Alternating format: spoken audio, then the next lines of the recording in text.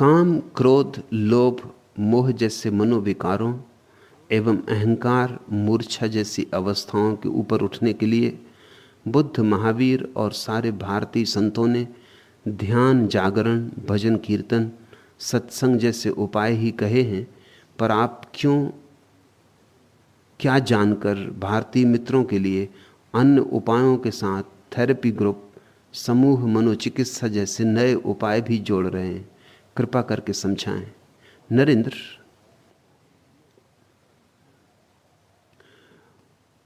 समय बुद्ध पर चुक नहीं गया है। परमात्मा की यात्रा जारी। परमात्मा किसी तीर्थंकर, किसी पैगंबर पर समाप्त नहीं हो गया है। फूल खिलते रहेंगे, नई सुगंध बिखरती रहेगी, लेकिन तुम्हारे मन लकीर के फकीर हो जाते। तुम तो बस पकड़ के बैठ जाते हो, और तुम्हारी इस पकड़ के कारण नया प्रभात जब होता है तो तुम देख ही नहीं पाते। नया बुद्ध जब आता है तो तुम पहचान ही नहीं पाते। तुम तो पुराने बुद्ध की प्रतिमा से ऐसे भरे होते हो कि नए बुद्ध की प्रतिमा तुम्हारी समझ में नहीं आती। तुम तो पुराने ही बुद्ध को बार बार देखना चाहते हो। तुम ऐसे दकियानूस हो कि तुम चाहोगे कि बस बुद्ध उसी की तरह जैसे आए वही के वही आते रहे। जरा सोचो तो ये दुनिया कितनी ऊप से न भर गई होती अगर यहां बस एक ही तरह के बुद्ध पुरुष आते रहते। बस समझ लो कि बुद्ध ही, गौतम बुद्ध बार बार आते रहते। ये दुनिया कितनी ऊप से न भर गई होती। ये दुनिया बड़ी सुंदर है। कभी कृष्ण आते हैं तो बुद्ध से कृष्ण का क्या लेना देना? कभी कृष्ण को किसी वृक्ष के नीचे ध्यान करते देखा है? कोई प्रतिमा है कृष्ण की कि वृक्ष के नीचे सिद्धासन में बैठे हो? हां, नाचते जरूर देखा है। पूरे चांद की रात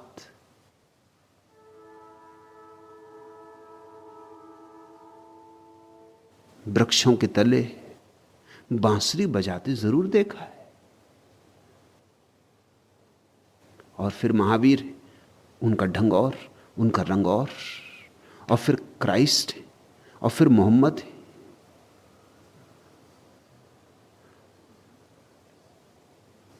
फिर मंसूर है, मूसा है, जरथुस है, लाओसु है, च्वांगतजू है, कबीर है, नानक है, सरहप्पा है। ये अलग अलग ढंग। मगर तुम्हारी जिद कि तुम चाहते हो कि बस एक टकसाल में आने चाहिए बुद्ध, तो जरा हेर फेर हुआ कि बस तुम अड़चन में पड़े। तुम जरा गौर से तो देखो, दोबारा कभी भी कोई बुद्ध पुरुष दोहराया नहीं गया है। गौतम बुद्ध 2 बार नहीं होते, बस 1 बार। और न जीसस 2 बार होते हैं, बस 1 बार। और न महावीर 2 बार होते हैं, बस 1 बार। इससे तुम्हें कुछ बात समझ में आती कि नहीं कि परमात्मा रोज नए रूप लेता है, रोज नए आविर्भाव होते। सागर में लहरें उठती हैं, एक सी 2 लहर कभी उठती देखी? सागर रोज रोज नई नई लहरें उठाता है, नए नए गीत गाता है। तुम एक जैसे 2 कंकड़ ही सारी पृथ्वी पर खोज के नहीं पा सकते हो। 2 जुड़वां भाई भी बिल्कुल एक जैसे नहीं होते। तो 2 बुद्ध पुरुष तो कैसे एक जैसे होंगे? कुछ मैं ही अनूठी बात नहीं कह रहा हूं। जिन्होंने कृष्ण को पूजा था और जब बुद्ध आए होंगे तो उन्होंने भी पूछा होगा कि कृष्ण तो बांसुरी बजाते थे, बांसुरी कहां है? और जिन्होंने महावीर को पूजा उन्होंने जरूर बुद्ध से पूछा है। इसके तो प्रमाण है, क्योंकि दोनों समसामयिक थे। जो महावीर को पूछते थे उन्होंने बुद्ध से पूछा है कि आपने वस्त्र क्यों नहीं त्यागे। इसलिए जैन बुद्ध को उस ऊंचाई पर नहीं मानते जिस ऊंचाई पर महावीर को मानते हैं। महावीर तीर्थंकर है, महावीर भगवान है, बुद्ध महात्मा। अभी पहुंचते पहुंचते हैं, थोड़ा फासला है, पहुंच जाएंगे। महात्मा है, भगवान नहीं। क्यों? बस वो एक चादर महात्मा को भगवान बनने से रोक रही। बुद्ध एक चादर ओढ़े हुए, चादर अर्चना आ रही, नहीं तो वो भी भगवान हो जाए। भगवान तो दिगंबर होते।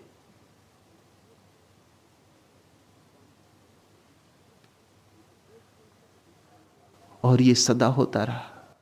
ये तो एक देश के उदाहरण ले रहा हूं, अगर दूसरे देशों को उदाहरण लो तो और मुश्किल हो जाती।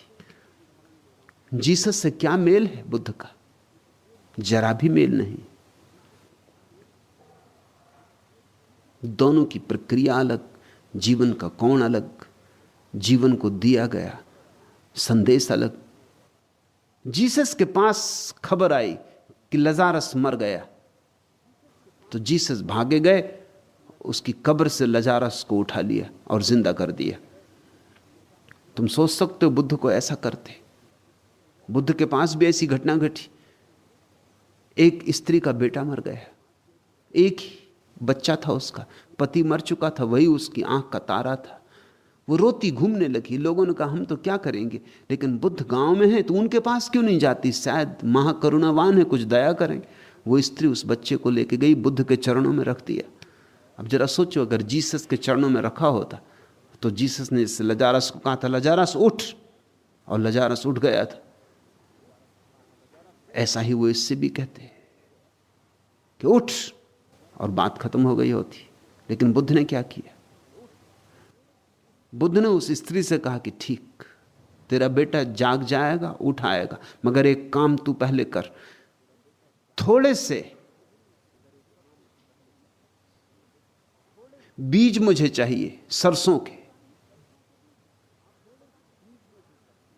उसने कहा कि सरसों के बीज? आपको पता है ये गांव सरसों की ही खेती करता है। इस सारा गांव के खेत खलियान सरसों से ही भरे। कितने चाहिए?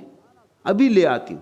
बुद्ध ने कहा कि बस एक मुट्ठी भर बीज काम हो जाएंगे, लेकिन एक बात ख्याल रखना, उस घर से मांग के लाना जिस घर में कोई कभी मरा ना हो। वो स्त्री तो इतनी खुशी में थी कि उसका बेटा जी जाएगा कि उसे होश ही कहां था। वो भागी, इस घर गई, उस घर गई, गांव भर में सारे घर द्वार खटका डाले, लेकिन सभी ने कहा कि तुम्हें जितना सरसों चाहिए बोरों से भरवा दें, गाड़ी लदवा दें, गाड़ियों के ढेर लगवा दें, मगर हमारे सरसों के बीच काम ना आएंगे। हमारे घर में तो बहुत लोग मर चुके। बुद्ध ने शर्त ऐसी लगाई कि हम मानते नहीं कि तुझे कोई ऐसा घर मिल सकेगा जहां कोई मरा ना हो। सांझ होते होते उस स्त्री को होश आया कि ये तो बुद्ध ने खूब मजाक किया। कहां ये बीज मिलेंगे? सभी घरों में कोई ना कोई मर चुका है, मरा ही है। पिता मरा नहीं तो पिता का पिता मरा है, मां मरी नहीं तो मां की मां मरी, कोई ना कोई मरा ही है। असल तो बात यह है कि घर में जिंदा जितने लोग हैं उससे कई गुना लोग मर चुके। तुम जरा सोचो तो, तुम हो, तुम्हारी पत्नी है, बच्चा है, 3 जन हो, लेकिन तुम जिस धारा से आए हो, तुम्हारे पिता, उनके पिता, उनके पिता, उनके पिता, बाबा आदम तक लौटो, फिर तुम्हारी मां और उनकी मां और उनकी मां और उनकी मां और मैया हवा तक लौटो।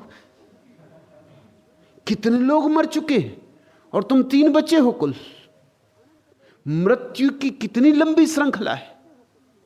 अनंत लोग मर चुके, तब कहीं तुम 3 हो, और तुम 3 भी अभी गए तभी गए, कोई ज्यादा देर टिकोगे नहीं। सांझ होते होते उसे गणित समझ में आ गया। उसे हंसी भी आई कि मैं भी कैसी पागल हूं। जब सभी को मर जाना है तो कोई मेरा बेटा बच थोड़ी जाएगा। सभी को मरना है, फिर अभी मरे कि कब मरे क्या फर्क पड़ता है? आज मरा कि कल मरा क्या फर्क पड़ता है? फिर अच्छा ही हुआ कि मेरा बेटा मेरे सामने मर गया, दुख मुझे उठाना पड़ा। अगर मैं मरती तो मेरे बेटे को दुख उठाना पड़ता, कोई ना कोई तो मरता। अच्छा ही हुआ कि मैंने दुख उठाया, मेरा बेटा तो शांति से मर गया। लौटी, बुद्ध के चरणों में गिर पड़ी। बुद्ध ने कहा, कहां है वे बीज? उसने कहा, आप छोड़ें वो बात, आपने भी खूब मजाक किया, ये भी कोई वक्त था मजाक करने का? मेरा बेटा मर गया। मगर अब वो हंस रही थी और उसने कहा कि मुझे दीक्षा दें, क्योंकि मुझे ये बात समझ में आ गई, यहां तो मृत्यु ही मृत्यु है। इस मृत्यु के सागर में हम कैसे अमृत का अनुभव कर लें, इसका उपदेश दें। उसने बेटे की लाश की तरफ देखा भी नहीं। बुद्ध ने उसे दीक्षा दे दी, वो सन्यासिनी हो गई। अब जरा तुम सोचो फर्क। अगर कोई ईसाई मौजूद हो तो बुद्ध से कहेगा, ये क्या कर रहे हैं आप? जीसस ने तो लजारस को जिंदा किया था, तो आप फिर असली बुद्ध नहीं तो जिंदा करके दिखलाएं। और अगर कोई बौद्ध जीसस के सामने मौजूद होता और जीसस को देखता, लजारस को उठाते, तो कहता, रुको, बुद्ध ने कहा था सरसों के बीज, ये तुम क्या कर रहे हो? ये कोई बुद्धों के लक्षण? अब मुर्दे को जिलाने से फायदा भी क्या है? फिर मरेगा। एक बार मर के झंझट मिट गई, तुम दोबारा मरवाओगे और भ्रांति पैदा करोगे लोगों में। बजाय लजारस के परिवार को संदेश दो कि यहां तो मृत्यु सभी की घटनी है, इसलिए जल्दी से जल्दी अपने भीतर जो छिपा है उसको पहचान लो, कहीं मौत उसके पहले ना आ जाए। तुम इन दोनों में कोई तालमेल देखते हो? तुमने कभी दो बुद्ध पुरुषों में तालमेल देखा है? लेकिन तुम्हारी मांग सदा यही रही, और तुम्हारी मांग के कारण दुनिया में बहुत नकलची पैदा हो गए। तुम्हारी मांग के कारण महावीर जैसे दिखाई पड़ने वाले न मालूम कितने मुनि जो नंगे खड़े, जो सिर्फ इसलिए नंगे खड़े हैं कि जब तक वो नंगे ना खड़े हो जाएं तुम मानोगे नहीं कि वो ज्ञानी, और कुछ नहीं है उनके पास, सिर्फ नंगापन है, सिर्फ नंगे खड़े, क्योंकि इसी से तुम्हारा समादर मिलता है, इसी से तुम्हारा सम्मान मिलता है, इसी से तुम उनके चरणों में झुकते हो। मेरी कोई आकांक्षा तुम्हारे सम्मान पाने की नहीं, न तुम्हारा समादर पाने की। मैं किसी बुद्ध पुरुष को पुनरुक्त करने को नहीं हूं। मैं अपने ढंग से जीऊंगा, मैं अपनी बात कहूंगा।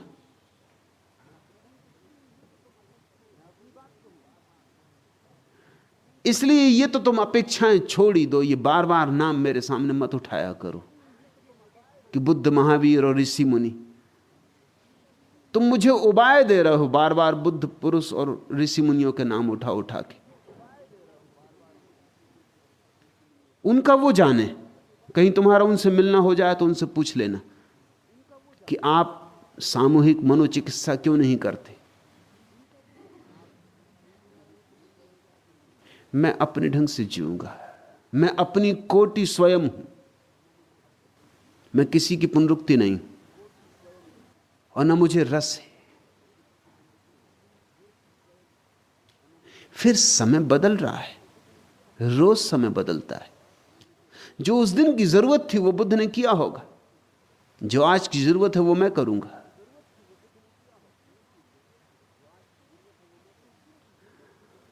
उस दिन की ये जरूरत ना थी।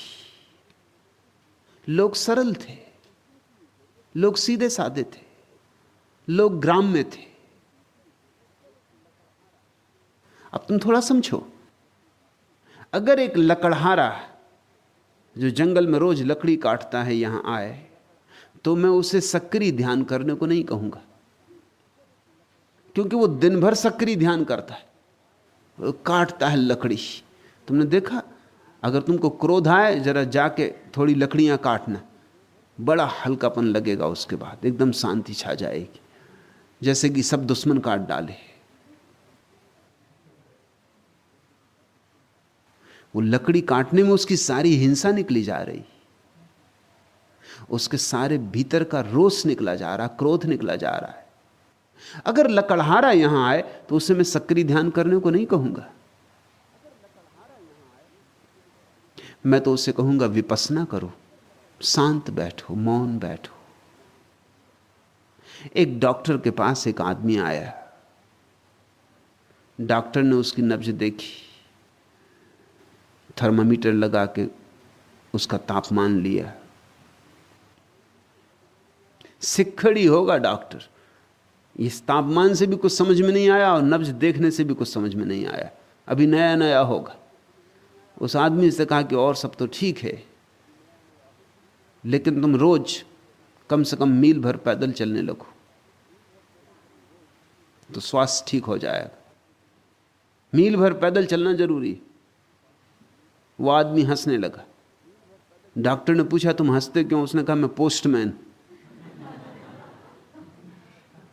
आप ये सलाह किसी और को देना। सुबह से शाम तक पैदल ही चल रहा हूं, अब और 1 मील चलवाओगे?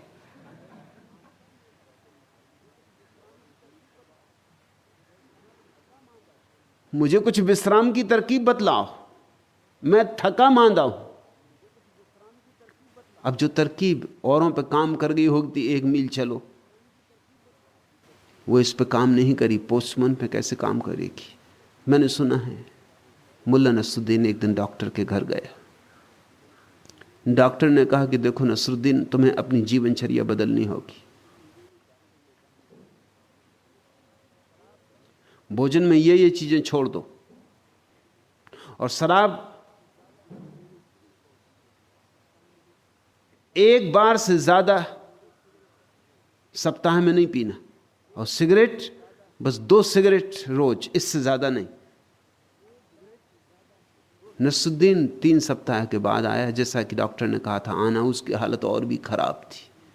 पहले तो खुद ही चलता हुआ आया था, अब उसके दोनों बेटे उसको हाथ का सहारा देकर लाए।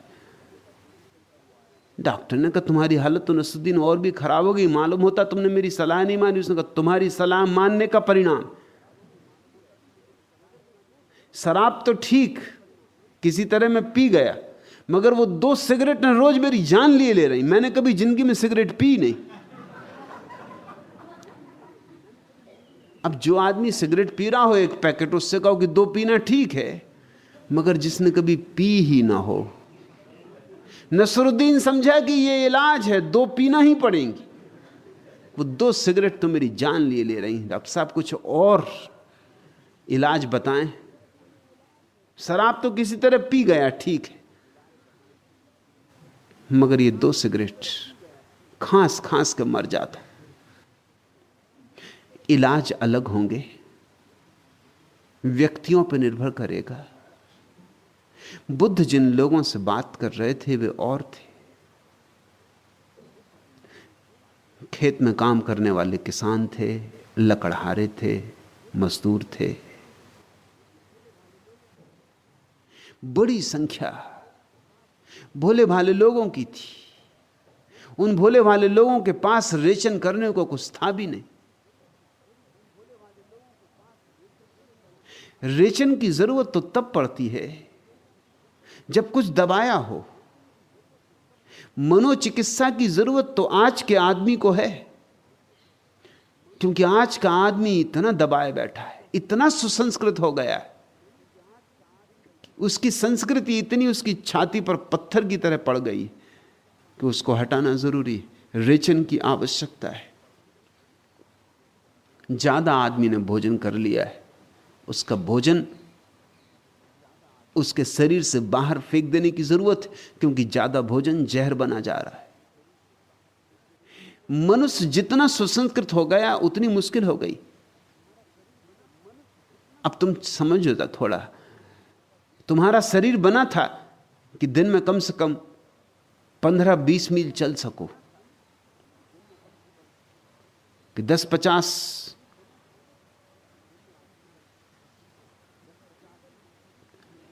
वृक्ष काटना कठिन ना हो, कि पत्थर तोड़ सको। क्योंकि जंगल में आदमी को बड़ी कठिनाई में जीना पड़ा था कि जंगली जानवरों से लड़ सको, कि सिंह से मुकाबला हो जाए तो न तो उस वक्त बंदूकें थीं और न तलवारें थीं कि नंगे हाथ से तुम सिंह से भी जूझ सको। तुम्हारे शरीर का पूरा रसायन शास्त्र तो इतना सब करने के लिए बना है। लेकिन आज स्थिति बिल्कुल बदल गई है। ना तो जंगली जानवरों से लड़ते हो तुम, एक आध किसी मोहम्मद अली की बात छोड़ दो, लेकिन बाकी सब, न जंगली जानवर से लड़ते हो, न पत्थर तोड़ते हो, न लकड़ी काटते हो। एक दफ्तर में बैठे दिन भर टेबल पे काम कर रहे हो कि टिकटें बेच रहे हो, कि दफ्तर के सामने बैठे मक्खियां मार रहे हो, कि फाइल यहां से वहां रख रहे हो, और तुम्हारा पूरा रसायन शरीर का उतनी ऊर्जा पैदा करता है, उतना श्रम करने की क्षमता पैदा करता, वह सारी क्षमता तुम्हारे भीतर चक्कर काटने लगती, वह सारी क्षमता तुम्हारे भीतर रोग बन जाती, विष बन जाती। उसके निष्कासन की जरूरत है। मनोचिकित्सा में उसका निष्कासन होता है। फिर तुम इतने सुसंस्कृत हो गए हो कि ना तो तुम्हारी हंसी असली है, ना तुम्हारा रोना असली। कहीं कोई मर जाता है तो तुम झूठे आंसू भी गिरा देते, और कहीं हंसना पड़े तो तुम झूठी हंसी भी हंस देते हो। मुल्ला नसरुद्दीन फ्रांस गया, वहां एक फ्रेंच मित्र के घर में कोई चुटकुले सुनाने लगा। सारे फरासीसी जो भोजन पे आए थे लोटपोट होने लगे, खूब हंसने लगे। मुल्ला उनसे भी ज्यादा लोटपोट होने लगा। गृहपति ने कहा कि नसरुद्दीन, हमें यह पता ही नहीं था कि तुम फ्रेंच भाषा भी समझते हो। उसने कहा, फ्रेंच भाषा नहीं समझता, लेकिन मुझे आप लोगों पर विश्वास है कि जब आप सब हंस रहे हो तो जरूर हंसी की कोई बात होगी।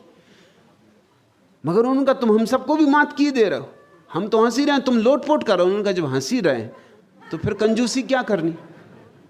और भरोसा मुझे पक्का है कि जरूर कोई बात ऐसी हो ही रही होगी, मगर यह हंसना तो झूठा होगा। भरोसे से हंस रहे हो कि जरूर व्यंग्य की कोई बात कही गई होगी। तुम्हारी हंसी झूठ, तुम्हारा रोना झूठ। मनोचिकित्सा में तुम्हारे सत्य उभारे जाते, तुम्हारी प्रामाणिकता को तुम्हारे धरातल पर लाया जाता है। और तुम्हारे चित्त में इतने तनाव है कि तुम्हारा चित्त एक गुत्थी हो गया है। ऐसे तनाव बुद्ध जिन लोगों से बात कर रहे थे उनके चित्तों में नहीं थे। मैं 20वीं सदी के आदमी के साथ बात कर रहा हूं।